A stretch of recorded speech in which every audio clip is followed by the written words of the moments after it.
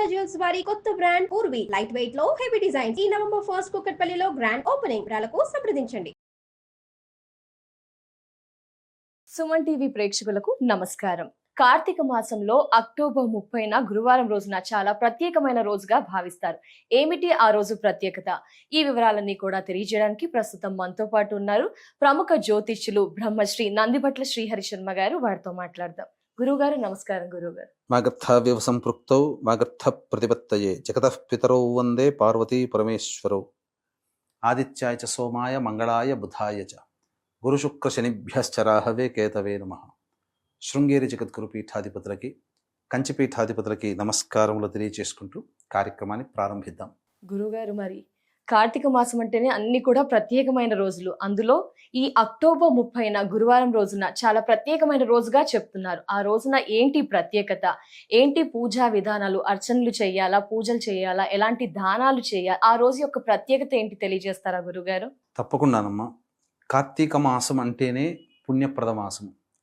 అంటే ఏ మాసంలోనైనా కామ్యకర్మలు అంటే మన కోరికలు నెరవేరడం కోసం ప్రత్యేకమైనటువంటి పూజా విధానం, నోములు, వ్రతాలు ఆచరిస్తాం. కానీ ఈ కార్తీక మాసంలో కేవలం పుణ్యాన్ని సంపాదించుకోవడానికి మాత్రమే చెప్పబడినటువంటిది. పైగా విష్ణు శివులకి సంబంధించినటువంటి మాసముగా మనకు చెప్పబడి ఉంది. ఈ యొక్క కార్తీక మాసంలో 30వ తారీఖు రోజున 3 ప్రత్యేకతలు కలిగినటువంటి రోజు. ఒకటి ఈ సంబంధించినటువంటి గోపాష్టమి, 2 కార్తవీర్యార్జున యొక్క జయంతి, 3 కోటి సోమవారం. అయితే గోపాష్టమి అన్నప్పుడు ఈ రోజున ప్రధానంగా గోపాలుడు అనగా కృష్ణుడితో కూడుకున్నటువంటి ఆవు దూడతో ఉన్నటువంటి విధానంగా పూజా విధానం చేయాలి. చిత్రపటానికి కానీ ఇది ముఖ్యంగా ఈ రోజున గమనించుకున్నట్లయితే కంసుణ్ణి సంహరించడానికి ద్వాపర యుగంలో కృష్ణ భగవాన్ల వారు 3 అరణ్యాలని ప్రదక్షిణ చేశాడట. అందుకనే గోవర్ధనగిరిని ఉద్ధరించినటువంటి రోజు కూడా. కాబట్టి అందుకనే ఈ రోజున మధురలో, బృందావనంలో గోవర్ధనగిరి చుట్టూ కూడా మనకు అరుణాచలంలో గిరి ప్రదక్షిణ ఎలా అయితే చేస్తారో గోవర్ధన గిరి ప్రదక్షిణ ఈ రోజున ఎక్కువగా విశేషంగా చేస్తారు. ఈ రోజున ఆవుని దూడతో సహా ఎవరైతే ఆరాధన చేస్తారో, పూజ చేస్తారో వాళ్ళకి 33 కోట్ల దేవతల్ని పూజించిన ఫలితం కలుగుతుంది. ఎందుకంటే ఆవులనే కదా 33 కోట్ల దేవతలు. కాబట్టి వీక్షించేటువంటి సుమన్ టీవీ ప్రేక్షకులు ఈ రోజున తప్పకుండా మీకు దగ్గరలో ఏదైనా గోశాల ఉన్నా లేదా మీ ఇంటికి దగ్గరలో ఆవు కనబడ్డా అన్నము తప్ప, పిండి పదార్థములు తప్ప ఏదైనా తినిపించే కాయగూరలు, అరటిపండ్లు ఇలాంటివి మీరు తినిపించండి. సకల దోషాలు కూడాను తొలగిపోతాయి. ఈ రోజున ప్రధానంగా చెప్పబడినటువంటిది. ఇక 2వది కార్తవీర్యార్జున జయంతి అని అన్నాం కదా. ప్రతి మానవుడి జీవితంలో కూడా ఏదో ఒక సందర్భంలో డబ్బును కోల్పోతాడు, ఉద్యోగాన్ని కోల్పోతాడు, నిరుద్యోగంగా ఉంటుంటారు.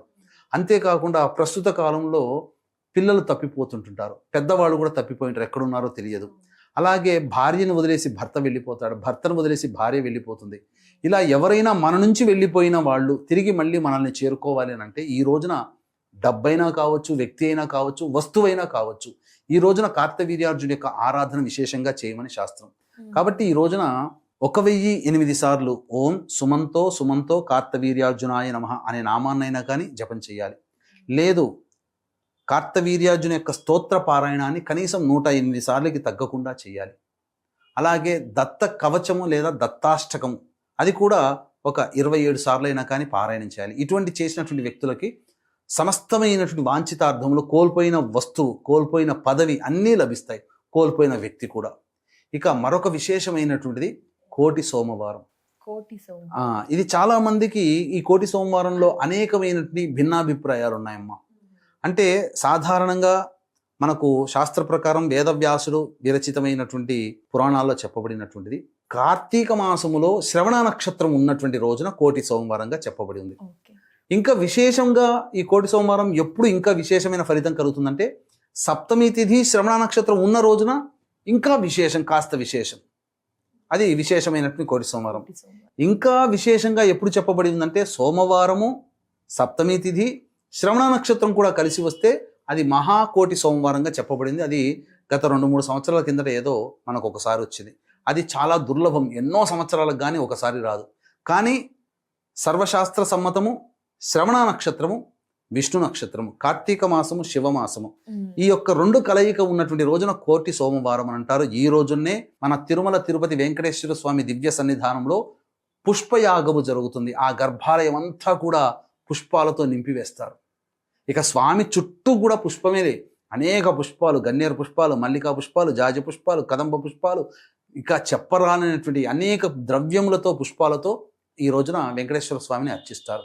ఈ రోజున కోటి సోమవారం కాబట్టి ఈ రోజున చేసేటువంటి ఏ మంచి పనైనా కానీ కోటి రెట్ల ఫలితాన్ని మనం పొందుతామని చెప్పవచ్చు. అందుకనే ప్రధానంగా మనం ఈ రోజున కొన్ని పుణ్య కార్యక్రమాలు అనేటువంటివి చేసుకోవాలి. వీక్షించేటువంటి సుమన్ టీవీ ప్రేక్షకులు గమనించాల్సినటువంటిది, ఈ కార్తీక పౌర్ణమి 5వ తారీఖు నవంబర్, 6వ తారీఖు రోజున పద్మక యోగం ఉన్నటువంటి రోజున మన పీఠం ఆధ్వర్యంలో మీ జాతకరీత్యా కలుగు విద్య, వివాహ, ఉద్యోగ, దాంపత్య, అనారోగ్య సమస్యల నివారణకి, అలాగే శని మీనరాశిలో సంచారం చేస్తున్న కారణం చేత మేష, మిథున, కర్కాటక, సింహ, కన్య, వృశ్చిక, ధనుసు, కుంభ, మీన రాశిలో జన్మించిన వారికి శనిదోష నివారణ హోమాలు. ప్రస్తుతం అక్టోబర్, నవంబర్ నెలలో రవి, శుక్ర, బుధ, గురుగ్రహాలు మారిన కారణం చేత 12 రాశుల్లో జన్మించినటువంటి వారికి కూడాను ఇబ్బందులు, సమస్యలు ఉంటాయి. కావున ఇట్టి దోష నివారణార్థమై 6వ తారీఖు రోజున కాశీ క్షేత్రంలో మధ్యాహ్నం 3 గంటలకి సర్వదోష నివారణ పూజలు, హోమాలు జరిపించి శక్తిపాతము చేసినటువంటి కరుంగలి మాల ఇవ్వడం జరుగుతుంది. ఈ యొక్క కార్యక్రమంలో 6వ తారీఖు రోజున మధ్యాహ్నం 2 గంటల లోపల మీ గోత్రనామాలు నమోదు చేసుకోవడం కోసం స్క్రీన్పై కనిపిస్తున్న నెంబర్లకి సంప్రదించండి. ఇక మనం విశేషం కనుక తెలుసుకున్నట్లయితేనమ్మా, ఈ రోజున కోటి సోమవారం అంటే అర్థం ఏంటి అంటే, ఈ రోజున ఉపవాసం ఉన్నామనుకోండి, కోటి సోమవారాలు ఉపవాసం ఉంటే ఎంత ఫలితమో అంత ఫలితం ఈ ఒక్క రోజున ఉంటే మనకు లభిస్తుంది. అక్టోబర్ 30. ఇప్పుడు కోటి సోమవారాలు అనుకోండి, ఒక మనిషి తన జీవితంలో 100 సంవత్సరాలు జీవించాడని అనుకుందాం, లేదా సంపూర్ణంగా 120 సంవత్సరాలు జీవించాడు అనుకుందాం. ఒక 100 సంవత్సరాల పాటు కోటి సోమవారాలు ఉపవాసం ఉన్నాడు అనుకోండి, అంటే సోమవారాలు ఉన్నాయనుకోండి, సంవత్సరానికి ఎన్ని ఉంటాయి? కార్తీక మాసంలో 4 ఉంటాయి కదా. ఈ 4 × 100 ఎంత? 400. అంటే అతను ఒక వ్యక్తి జీవితంలో 400 సార్లే గొప్పగా సోమవారాన్ని ఉపవాసం ఉండవచ్చు.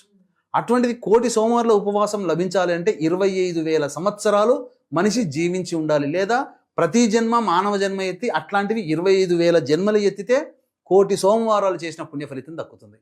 మరి అంతటి పుణ్యం మనకు దొరుకుతుందా? కాబట్టి ఈ యొక్క కార్తీక మాసంలో వచ్చే శ్రవణ నక్షత్రం రోజున వచ్చే కోటి సోమవారం, ఈ కోటి సోమవారం రోజున ఏ వ్యక్తి అయితే ఉపవాసం ఉంటాడో కోటి సోమవారాలు ఉపవాసం చేసిన పుణ్య ఫలితం. ఏ వ్యక్తి అయితే దానం చేస్తాడో ఆ కోటి సోమవారాలలో ఉపవాసం ఉండి దానం చేసినటువంటి పుణ్య ఫలితం దక్కుతుంది. ఏ వ్యక్తి అయితే దీపదానం చేస్తాడో లేదా దీపాన్ని వెలిగిస్తాడో ఆ వ్యక్తి కోటి సోమవారాలలో దేవాలయంలో దీపాన్ని వెలిగించినటువంటి పుణ్య ఫలితం దక్కుతుంది. కాబట్టి వీక్షించేటువంటి ప్రేక్షకులు కూడా సోమవారం, కోటి సోమవారంగా పిలువబడే అక్టోబర్ 30వ తారీఖు రోజున ఉదయాన్నే లేచి కాలకృత్యాదులన్నీ తీర్చుకొని ఇంట్లో పూజా మందిరంలో ఆవునేతితో దీపారాధన, తులసి చెట్టు దగ్గర స్వస్తిక్, శంఖచక్ర ఆ గుర్తులు వేసి, అష్టదళ పద్మం వేసి అందులో దీప ప్రమిదను ఉంచి ఆ యొక్క ప్రాంతంలో గంధ పుష్పాక్షదులతో ఆ స్వస్తిక్, శంకు చక్ర గుర్తులని ఆరాధన చేసి విష్ణు సహస్రనామ పారాయణం చేయాలి. ఇంట్లో శివ సహస్రనామ పారాయణం చేయాలి.